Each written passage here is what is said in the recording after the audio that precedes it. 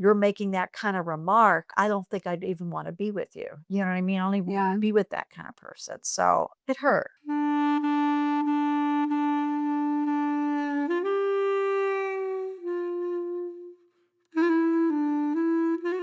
So can each of you maybe tell me the story, and we'll start with you, Lori, of the first time you remember realizing that anti-Semitism was like a real thing that exists in the world? Well, first time I realized anti-Semitism was a real thing was I was walking down my block in Brooklyn, and a guy kind of was checking me out, and I looked at him and I turned. I wasn't mean or anything. I just kind of didn't know who he was, and I just kept on walking. He screamed out, "You're probably a Jap."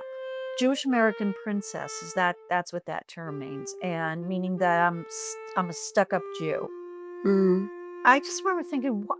Who would say that? I mean, why would you think that? And why would you label me, you know? And I was hurt. I was really hurt to label me like that because I didn't say hi because I didn't know who you were. I'm kind of glad I didn't say hi because if you're looking at me and you're making that kind of remark, I don't think I'd even want to be with you. You know what I mean? I only want to be with that kind of person. So it hurt.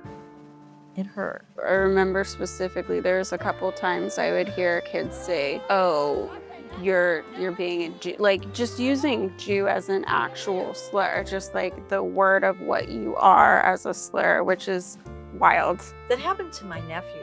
Some kid on his bus said, "Shut your Jew mouth." Oh yeah. I couldn't believe it. Where does that come from?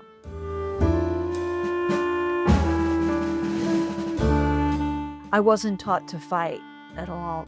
If somebody called me that, to walk away and just don't hang out with them and just don't get in deep with them or anything like that, because if you continue to fight with them, they'll call you a dirty Jew.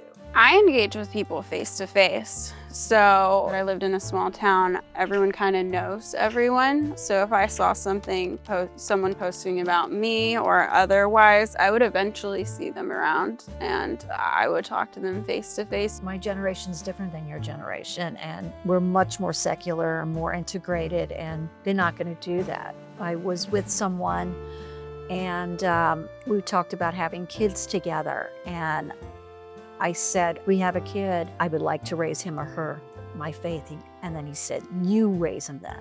Like, I don't want anything to do with that. I don't want anything to do with you because you're, it's Jewish."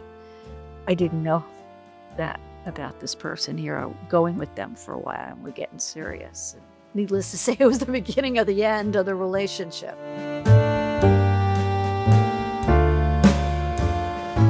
Yeah, I think most modern anti-Semitism is online in the social media space. I also feel like you can hardly read any comment section regardless of subject where we're not thrown in, so many world events, climate change, any conspiracy always leads back to Jewish people, which is kind of incredible.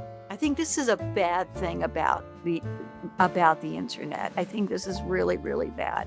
I think people take advantage in the best and in the worst ways. I think people hide behind their computers.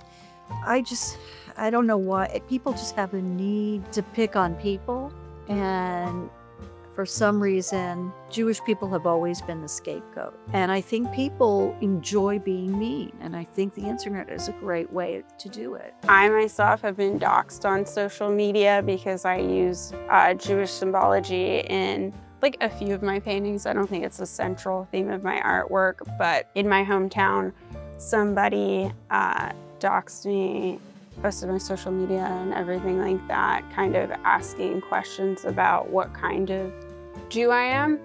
And that was really wild to me. Tons of people I knew personally and not personally unfollowed me.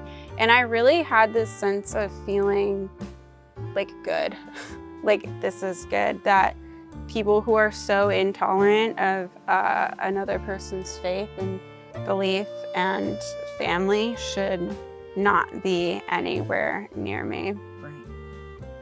I'm Kaya Saba. I'm Lori Janover. Thank you for listening to our experiences. Like and subscribe.